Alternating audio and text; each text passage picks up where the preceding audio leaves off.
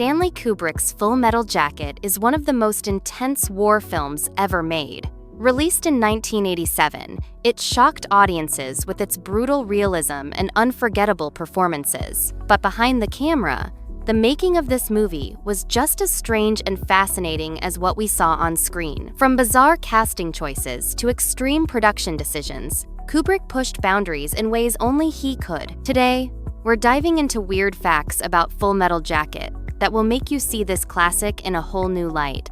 The drill instructor who wasn't supposed to act. R. Lee Ermey wasn't originally hired to play Gunnery Sergeant Hartman.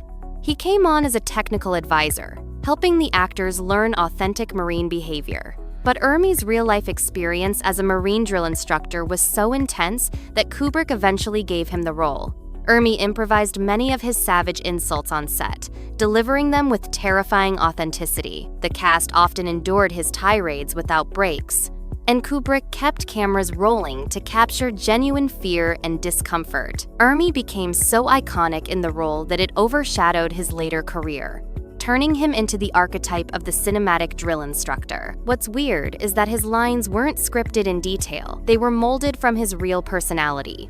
Kubrick trusted his aggression so much that he allowed more freedom than almost anyone else on the set. This decision gave the film its unforgettable opening sequence. Kubrick's England as Vietnam trick.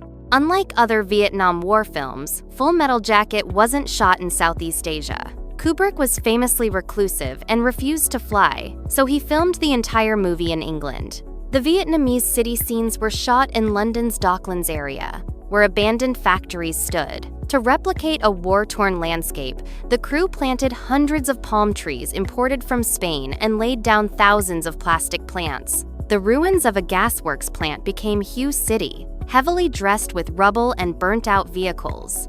What's weird is how convincing it all looks. Viewers assumed the film was shot in Asia.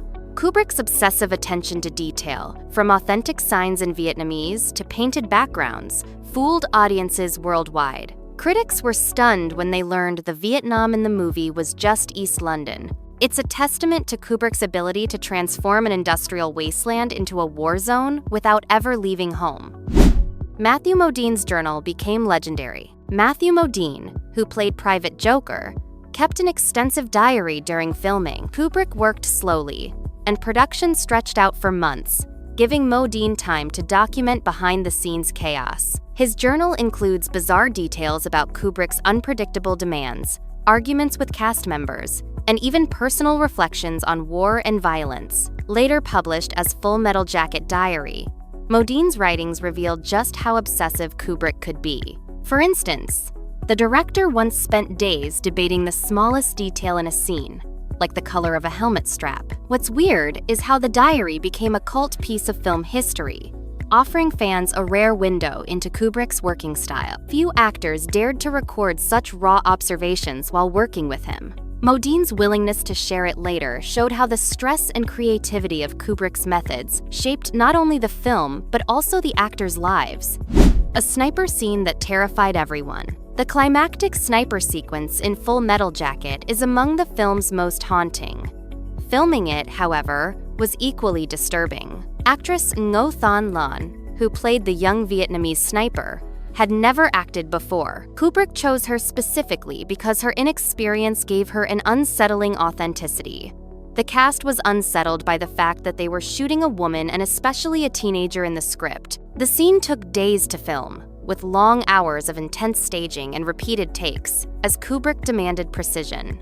Matthew Modine later admitted the prolonged violence of shooting her death left the actors emotionally drained. What's weird is that Kubrick reportedly encouraged her to remain distant from the rest of the cast during breaks, intensifying her aura of menace. By isolating her, he heightened both the realism of her performance and the unease of her co-stars.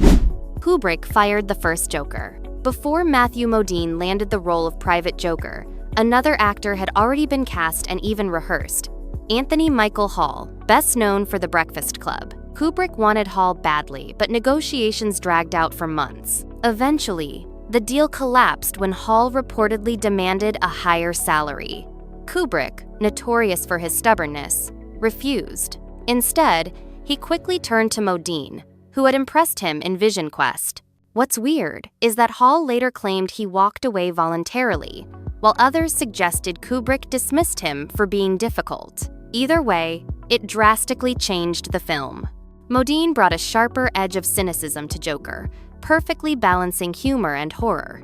Many fans can't imagine Hall in the role, but had Kubrick agreed to his demands, Full Metal Jacket might have had a very different Joker, and perhaps a less convincing narrator to guide the story. Vincent D'Onofrio's body transformation. Vincent D'Onofrio, who played the tragic Private Pyle, underwent one of the most extreme physical transformations in film history. Naturally lean, he gained over 70 pounds to embody the clumsy, broken Marine recruit. This was the most any actor had gained for a role at that time, and it left D'Onofrio struggling physically throughout production. His knees suffered lasting damage, and he said it took years to lose the weight. The weirdest part? Kubrick pushed him to maintain the bulk for months as filming dragged on. D'Onofrio's transformation shocked audiences, and even his co-stars initially didn't recognize him. Today, actors like Christian Bale are famous for extreme body changes, but D'Onofrio's commitment in Full Metal Jacket set an early precedent. His suffering was real, and it gave Private Pyle's breakdown a raw physicality that few performances could match, adding tragic depth to his role. The film took forever to shoot. Kubrick was infamous for long, drawn-out productions, and Full Metal Jacket was no exception. Filming began in 1985 and dragged on for nearly 2 years. Scenes were reshot endlessly, sometimes over minor details, until Kubrick was satisfied. Actors often found themselves doing take after take for hours, without knowing what the director wanted. The Battle of Hue sequence alone took months to complete, mostly due to Kubrick's perfectionism. By the time the movie wrapped, some cast members joked that they felt like they had really served in the Marines. What's weird is that the drawn-out process meant some actors visibly aged during production, forcing Kubrick to reshoot early scenes. The long schedule also caused burnout, but Kubrick believed only such intensity could produce the realism he wanted. The resulting exhaustion of the cast actually mirrored the fatigue of soldiers in war. Kubrick's unique way of filming gunfire. The gunfire in Full Metal Jacket sounds shockingly realistic, but Kubrick didn't rely on Hollywood sound libraries. Instead, he demanded live recordings of actual weapons being fired. The sound team traveled to U.S. military ranges to capture the authentic roars of M16 rifles, machine guns, and even tanks. What's weird is how Kubrick used the recordings. He layered multiple gunshots over one another to exaggerate the intensity, making firefights feel overwhelming. At the same time, he avoided adding traditional cinematic sound effects like echo or reverb. This stripped-down realism made the combat sequences more unsettling, as viewers felt trapped in the chaos. The sound design is so effective that real veterans later remarked how it eerily matched their own battlefield memories. Kubrick, obsessed with authenticity, went to extremes for accuracy, and the gunfire remains one of the most haunting aspects of the film.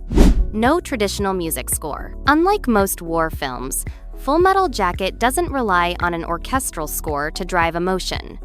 Instead, Kubrick filled the soundtrack with period-specific pop songs, from The Rolling Stones to Nancy Sinatra. These upbeat tracks contrast disturbingly with the brutality on screen, creating an ironic tone. The weirdest part? Much of the film has no music at all. Kubrick deliberately left long stretches in silence or with only the sounds of war echoing in the background. This absence forces the audience to experience the raw atmosphere without emotional guidance. Kubrick believed a score could manipulate viewers, so he chose to let the violence speak for itself. The mix of cheerful 1960s songs and stark silence gives the film a surreal edge, reminding us that war unfolded in the same pop culture world as everyday life. It's a chillingly effective break from Hollywood convention. The movie has two distinct halves. One of the weirdest aspects of Full Metal Jacket is its split structure. The first half focuses on Marine boot camp, ending with the shocking death of Private Pyle. The second half jumps directly into Vietnam, following Joker and his comrades through the Tet Offensive. Critics were puzzled by the abrupt tonal shift, with some arguing it felt like two different movies spliced together. But Kubrick insisted this was intentional. reflecting how war itself is fragmented and disjointed. The transition mirrors how soldiers are stripped down in training, then thrown into a chaotic battlefield without pause. What's weird is that the film doesn't build to a single climax, but instead divides its horror into two separate arcs. This unusual structure defied Hollywood norms, but gave the film its lasting power. It forces viewers to process war not as a story, but as a brutal cycle.